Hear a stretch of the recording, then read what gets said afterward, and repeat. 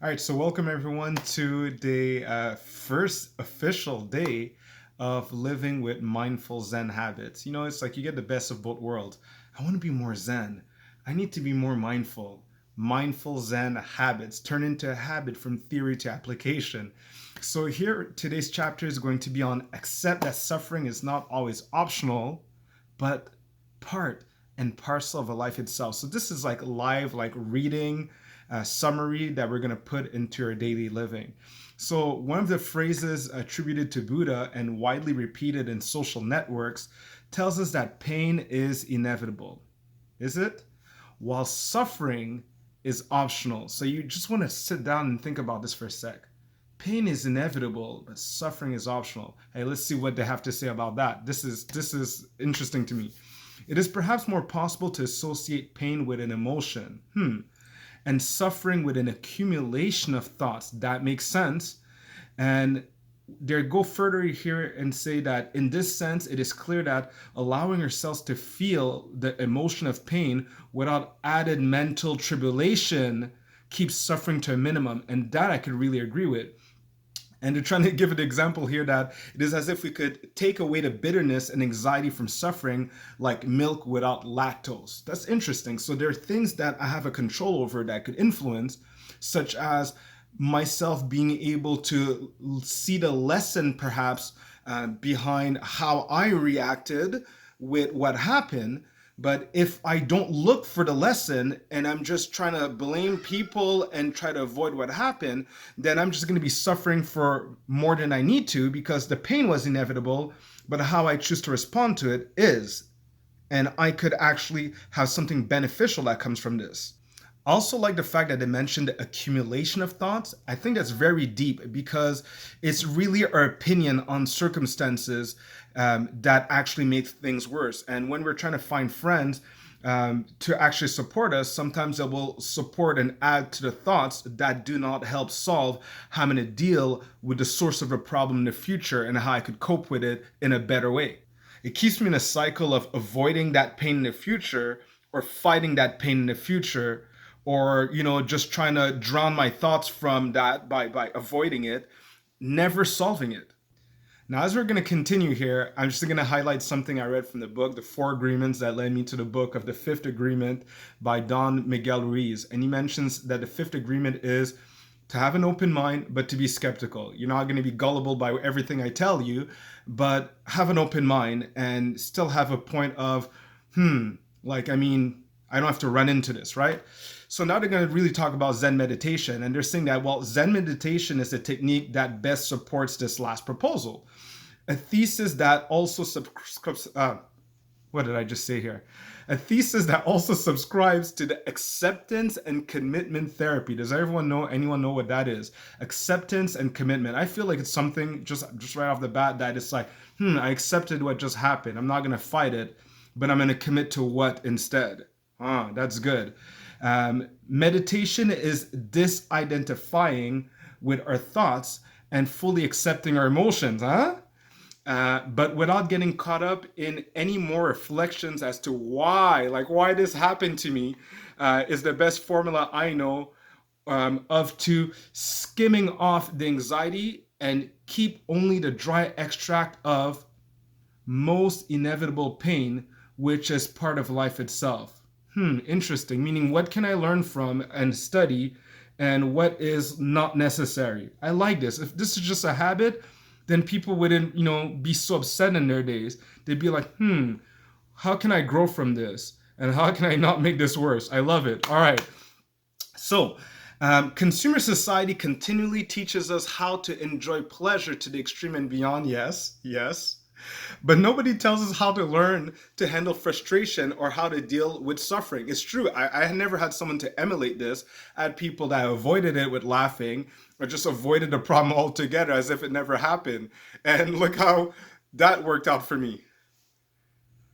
All right. Hence, the current success of Zen and sitting meditation. Um, this is good. Okay, wait, let me read that. Hence, the current success of Zen and sitting meditation, because it is positioned right in the middle of that vacuum. I don't know what vacuum they're talking about, and I still feel like I need to have an meditation that is active. I already think that sitting down all day is a problem. I'm not sure about having to solve all my problems by sitting in meditation. It can work at some time, but I wouldn't rely on a daily exercise. I feel like I could sit down in my mind to not feel like I'm being pulled all over the place as I'm actively dealing with a problem, and I can't just go and retreat and sit down. Maybe I'm getting it wrong, but I just feel we need to level this up. The principle is good. So the connection that meditation provides is not only the best balm for pain, but it allows you to experience suffering without so much anxiety or added bitterness. Love that. Now let's look at this. Zen meditation does not look the other way, does not elude anything, does not deny anything, does not rationalize your excuses, and it does not suppress your feelings. And I think that's what's very important, because people feel sometimes that you need to kind of like suck it up to move forward. But what you're sucking up is like you're repressing valuable information that your emotions are trying to tell you. See, adding an opinion on something that you did not properly assess is going to give you problems. And being able to sit with the uncomfortable emotions and the source of why you're responding that way is valuable information and the strategy of how you can do better every day. So Zen meditation confronts us with ourselves. And I could just say meditation confronts us with ourselves, shows us ourselves with using the mirror of others. And like a good teacher, supports us in our responsibility to overcome the circumstances without the need for our behavior to be necessarily like looking like you're the best out there, like looking good versus, how can I do this better? Because then it's an appearance thing.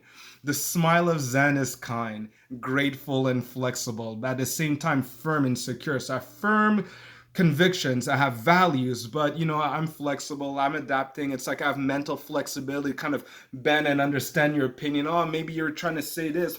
Like I expect people to be different from me, basically. But beware. Whoa, sorry. Beware. Meditation is not just comfort. Meditation is a rush of energy manifested as great strength. Is it? Yeah, maybe. If you suffer, meditate. And although initially it's only for a few moments, everything shall pass.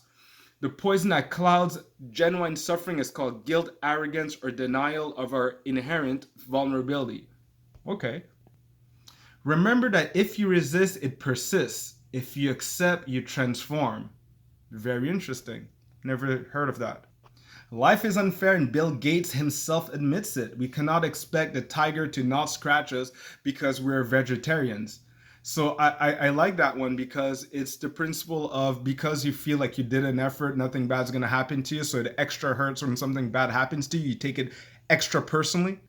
But I love this one. But no one can take away the satisfaction of being able to face obstacles with serenity and peace, which are comforting in themselves.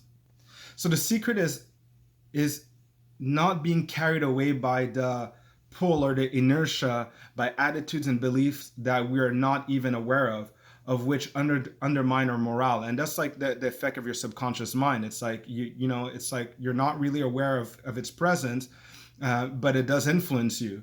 But here is just to realize the things that pull you. Just imagine something that has value. Your power is like a boat, very expensive, very valuable, but you can't even anchor it. So every day or throughout the day, it just disappears and gets carried away by the sea wherever it needs to go. Kind of useless, right? And that's exactly it. Why do we allow our powers to be pulled away left and right, and then we try to justify why it's other people's faults? It's our boat. It's our responsibility. So what did you think about this chapter here? Do you feel like you're able to kind of set a discipline where you're able to actually meditate, take time to see the connection between what frustrates you and what you could actually do about it? What's beneficial here in the way you suffered, and are you going to add to that suffering? So there is a pain that you got, but it's emotional. Do you really feel like you have hope of being able to deal with the frustrations in life and spend a higher percentage of your day in happiness? So if you have any other questions, please comment below. And tomorrow we're going to talk about open a gap, breathe, and meditate. Hey, I can't wait to review that with you. So if you haven't subscribed yet, please do it. And you're going to be notified whenever there's a new video. And I can't wait to be able to talk with you in the chat box or in person. We'll talk. Have a great day, everyone.